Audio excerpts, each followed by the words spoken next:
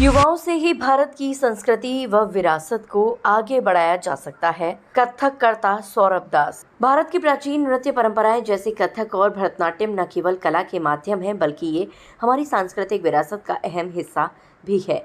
आज नई पीढ़ी जिस तरह से पाश्चात्य संस्कृति की ओर आकर्षित हो रही है, वहीं कुछ युवा ऐसे भी हैं जो इस विरासत को संजोने और आगे बढ़ाने का कार्य कर रहे हैं। ऐसी एक युवा और प्रसिद्ध कथक कलाकार सौरभ दास ने हमारे न्यूज चैनल से खास बातचीत में कहा कि कथक और भरतनाट्यम जैसे शास्त्रीय नृत्य सिर्फ मनोरंजन नहीं, बल्कि ध्यान साधना और आत्म अनुशासन का माध्यम है। सौरभ दास का मानना है कि अगर स्कूलों और कॉलेजों में नियमित रूप से भारतीय नृत्य और संगीत की शिक्षा दी जाए तो नई पीढ़ी अपनी जड़ों से जुड़े रह सकती है। देखिए जौनपुर से संवाददाता की खास बातचीत।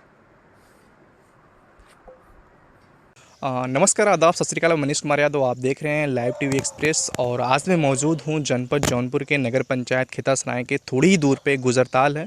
और हमारे साथ बात करने के लिए आज ऐसे शख्स मिले हैं और हम ऐसे शख्स से बात करेंगे जो आधुनिक भारत और प्राचीन भारत की जो सभ्यता थी, जो पारंपरिक नृत्य थे, कथक थे, भरतनाट्यम थे, कुचिपुड़ी थी, हम उनसे बात करेंगे और चर्चा करेंगे जो आज के लोग, युवा जो पीढ़ी हैं, उस पर कौन सी समस्याएँ हो रही हैं, क्या कुछ कहेंगे वो जो नृत्य प्राचीन नृत्य था, भरतनाट्यम, कथक और भी अन्य नृत्य थे। हम उनसे बात करेंगे। सबसे पहले सर, स्वागत है हमारे न्यूज़ चैनल में आपका। जी नमस्कार, मैं सौरभ दास, जो कि जैसा कि बताया, मैं कथक नर्तक हूँ, कथक शिक्षक और एक कथक छात्र के रूप में हूँ। और मैं बनारस, वाराणसी, काशी से आया हूँ। तो जैसा कि इन्होंने बताया कथक के बारे में, मैं कथक प्रशिक्षक हूँ, तो चूँकि कथक के बारे में ही ज़्यादा बात करूँगा। कथक हमारा एक उत्तर भारतीय शास्त्रीय नृत्य शैली है, जो कि भारत के शास्त्रीय नृत्य में से एक है। ऐसे तो भारत के 9 शास्त्रीय नृत्य हैं, जिसमें से एक कथक भी है, जो कि हमारा उत्तर भारत का है, जिसकी कि आज मैं शिक्षा ले रहा हूँ और बच्चों को भी सिखा रहा हूँ, शिक्षा दे रहा हूँ। आपने इसकी शुरुआत कैसे की? आपको प्रेरणा कहाँ से मिली कि नहीं आप और भी किसी क्षेत्र में जा सकते थे, अन्य किसी क्षेत्र में जा सकते थे? जी। आपको कथक ही में क्यों ऐसा लगा? हाँ, तो मैं बताना चाहता हूँ, चूँकि मैं बनारस से हूँ, जैसा कि मैंने आपको बताया। ये प्रेरणा मेरे को मिली, बनारस में बहुत मंदिर है, आप जानो, संकट मोचन। वहाँ पे बहुत बड़ा म्यूज़िक फेस्टिवल होता है, संकट मोचन संगीत समारोह। वहाँ पे पंडित बिरजू महाराज जी कथक नृत्य करने आए थे। तो उनको देख के लगा ये कला सीखनी है। अच्छा। डॉक्टर सभी बनते हैं, इंजीनियर सभी बनते हैं, एडवोकेट सभी बनते हैं, टीचर सभी बनते हैं। Being a classical artist, being a Kathak artist, being a Kathak dancer बनना। तो वहाँ से प्रेरणा मिली मुझे, और वहाँ से थोड़ा सा प्रोफेशन मैंने हट के चुनना चाहा, जहाँ से मैंने इसको अपना प्रोफेशन बनाया, पैशन को प्रोफेशन बनाया, कह सकते हैं। तो आप एक पुरुष कथक हैं, कथक करते हैं, तो आपको लोग बहुत सी बातें कहते होते कि आप पुरुष होकर डांस कर रहे हैं, ऐसा कर रहे हैं, वैसा कर रहे हैं। हाँ तो जी, उस समस्या को आप कैसे झेलते थे? झेलता हूँ, ऐसा नहीं, झेलता हूँ भी उसको। मतलब वर्तमान समय में भी ऐसा होता है। बट कहा जाता है ना कि कितने को बातों पे ध्यान देंगे। हमारे टीचर, हमारे जितने भी सब भाई रहते हैं, कहते हैं कितनों के बातों पे आप ध्यान दोगे। सभी के बातों पे तो ध्यान नहीं दे सकते। हमारे जो 2-4 हैं, हमारे जो अभिभावक, वो जानते हैं, उनको पता है दुनिया क्या सोच रही है, उससे क्या मतलब है। बस यही चीज़ है। आपने प्रारंभिक शिक्षा कहाँ से लिया था? मैंने इसकी प्रारंभिक शिक्षा बनारस में ही लिया। उसके बाद मैंने इसकी शैक्षणिक शिक्षा बनारस हिंदू यूनिवर्सिटी से जूनियर डिप्लोमा, तत्पश्चात इसमें ग्रेजुएशन एंड पोस्ट ग्रेजुएशन किया। साथ ही साथ प्रयाग संगीत समिति से मैंने इसमें सीनियर डिप्लोमा 4th वर्ष भी किया। और बहुत सारे वर्कशॉप्स किए हैं, बहुत सारे गुरुओं के वर्कशॉप्स किए हैं। इसी सब जरिए से मैंने कथक नृत्य की शिक्षा प्राप्त की और कर रहा हूँ। जी। अच्छा, अगर आगे बात करते हैं, हम कथक के बारे में बात करते हैं, तो लोग पहले क्या थे, प्राचीन सभ्यता की भारत की क्या थी, लोग नृत्य में ज़्यादा रुचि रखते थे। और आज के समय में क्या है कि लोग उससे दूर जा रहे हैं। तो क्या समस्याएं आई है, उस पर क्या विचार है आपका? विचार, समस्या, देखिए समस्या तो हर जगह है। ऐसा नहीं कि आप डॉक्टर बनेंगे तो वहाँ पे आपको समस्या कम पड़ेगा, या एडवोकेट बनेंगे तो आपको समस्या कम पड़ेगा, बीइंग ए टीचर आपको समस्या कम। हर लाइन में कंपटीशन है, हर जगह कंपटीशन है। बीइंग अ पेशेंस, आपको पेशेंस के साथ बहुत सारी चीज़ें करनी पड़ती हैं।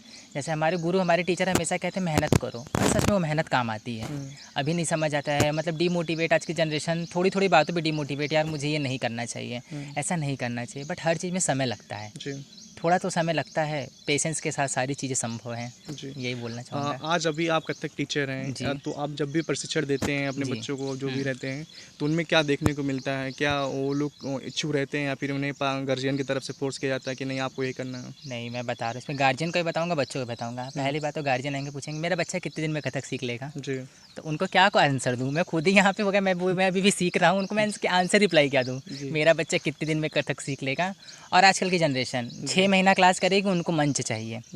साल भर रियाज करेंगे, उनको मंच चाहिए। मंच ऐसे नहीं मिलता है, मंच को साधना पड़ता है, साधने की चीज़ है ये सारी चीज़ें। तो थोड़ा रियाज, थोड़ा सब कुछ, हाँ। और अब बच्चों के ऊपर आते हैं, कुछ कुछ बच्चे बहुत मेहनती होते हैं, जी। जो मेहनत करते हैं फल ईश्वर उनको देता ही देता है किसी न किसी स्वरूप में। हम्म, यही सा। और कुछ कुछ पेरेंट्स भी बहुत एक्टिव रहते हैं, ऐसा नहीं, वो पेरेंट्स बोलते हैं सर आप इनको सिखाइए, जी। इनको सिखाइए, इनको अच्छे से सिखाइए। जी। तो दोनों तरफ से चीज़ें चलती हैं, कहीं पेरेंट्स ऐसे मिलते हैं तो कहीं बच्चे ऐसे मिलते हैं, कहीं बच्चे ऐसे मिलते हैं तो कहीं पेरेंट्स ऐसे मिलते हैं। बट दोनों को सामंजस्य रख करके एक टीचर होने के नाते बच्चों को बताना कि नहीं आप मेहनत कीजिए, आपके साथ चीज़ अच्छी होंगी ही जी। होंगी। तो आज के जो युवा हैं, जी। युवा जो पीढ़ी है, तो हम्म। उन्हें अगर ये क्षेत्र में आना हो तो किस तरह से संपर्क करें, कि आपसे कैसे संपर्क करें? देखिए पर्सनली मैं ये देखूँगा मेरे संपर्क करें, बहुत जगह है संपर्क करने का, बहुत सारे लोग भी हैं।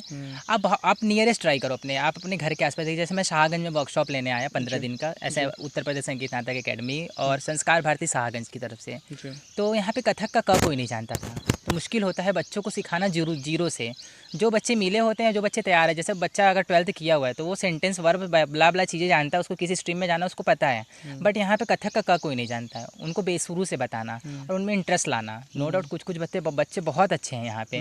मैंने 10 दिन में 15 दिन में उनको जो सिखाया बहुत ही शालीनता के साथ उन्होंने सीखा और सीख भी रहे हैं। कुछ कुछ का तो इंटरेस्ट भी होता है, सर कैसे करें इसको, आपसे कैसे कंटिन्यू कर सकते हैं। तो मेरे से कंटिन्यू करना तो मुश्किल होगा, क्योंकि चूँकि मैं तो बनारस रहता हूँ। तो आप कोशिश कीजिए जौनपुर तो यहाँ से बहुत ज़्यादा दूर नहीं है, जी। या आप कहीं भी रहते हो तो कोशिश कीजिए नियरेस्ट आपके जो कथक टीचर हों उनसे कांटेक्ट कीजिए और अपने सीखिए, इसको थोड़ा सा आगे ले जाइए, क्योंकि ये हमारी युवा पीढ़ी पे ही है कि इसको आगे ले जा सकता है। और बहुत प्रयास कर रही है युवा पीढ़ी वर्तमान समय में अगर देखें तो। सर अगर आगे बात करते हैं तो कथक को, जो भारत की एक प्राचीन नृत्य रहा है, इसको आगे कैसे बढ़ाया जाए? इसको आगे देखिए सीख करके और सिखा करके ही चीज़ें होती हैं, क्योंकि मैं सीख लिया, अगर मैं सोचा मैं सीख लिया, मैं क्यों सिखाऊं किसी को? तब तो ये नृत्य विधा जो मैंने सीखी मेरे पास तक ही सीमित रह गई। XYZ किसी ने भी सीख लिया, अगर वो सीखा, मैं तो सीखा अपने गुरु से, मैं अपनी चीज़ें क्यों बताऊँ? मैंने बहुत मेहनत से सीखा, आपने मेहनत से सीखा, बट वो आगे भी तो आप दोगे। आपके जाने के बाद वो सारी चीज़ें कहाँ जाएंगी? क्योंकि जो मनुष्य आया है उसको जाना ही जाना है एक न एक दिन। तो इस वजह से वो सारी चीज़ें रखनी चाहिए और जितना ज़्यादा से ज़्यादा हो सके बच्चों को देना चाहिए आने वाले कल को, ताकि ये चीज़ और मतलब अभी तो विश्व में भी ये प्रसिद्ध है, भारत की ही बात नहीं पूरे विश्व की बात करें तो विश्व में कथक प्रसिद्ध है। इसको और ऊंचाइयों तक ले जाने के लिए कथक को प्रचार प्रसार आज की युवा पीढ़ी की काम है कि वो आने वाले जनरेशन को सिखाएं। तो आप अपना आदर्श किसे मानते हैं, जिससे आपने ये सीखा, नहीं मुझे ये चीज़ में जाना है, मुझे इस क्षेत्र में जाना है, आदर्श लोगों को मैंने सिखाना भी है, जी। किसे अपना आदर्श मानते हैं? आदर्श तो मैंने बताया पंडित बिरजू महाराज जी हैं ये। अच्छा। और वर्तमान सब उसके बाद धीरे धीरे बोला था ना, समय के साथ आपकी चीज़ें चेंज होती, तो आदर्श तो चेंज नहीं हुआ। और खैर हमारी टीचर जो डॉक्टर विधि नागर मैम हैं, जो कथक में बनारस हिंदू यूनिवर्सिटी काशी हिंदू विश्वविद्यालय संगीत एवं मंच कला संकाय के नृत्य विभाग के विभागाध्यक्ष भी हैं वर्तमान समय में, और वही प्रेरक हैं, वही आदर्श भी हैं, प्रेरक भी हैं, गुरु भी हैं, शिक्षक भी हैं। जो बोला जाए वर्तमान समय में अगर आज मैं हूँ तो कहीं ना कहीं उनके ही आशीर्वाद से हूँ, उनकी ही सिखाई हुई चीज़ों से हूँ, तो वही है।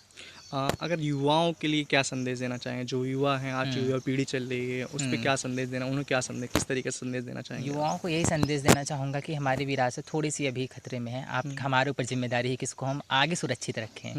तो यही कह सकते हैं, रियाज़ करिए, पेशेंस रखिए और खूब मेहनत करिए। मेहनत करेंगे तो फल कहीं ना कहीं मिलेगा ही, ईश्वर मेहनत देखता है। तो आपने देखा कि हमारे साथ एक कथक टीचर थे सुंदरदास जी महाराज, जिन्होंने हम आपके बीच में लाया, बात किया, हम उनसे कथक के बारे में बात किया और भी चीज़ों पे चर्चा किया। कैमरा पर्सन सुरेश कुमार के साथ Manish Kumar Yadav, live T express Jaunpur.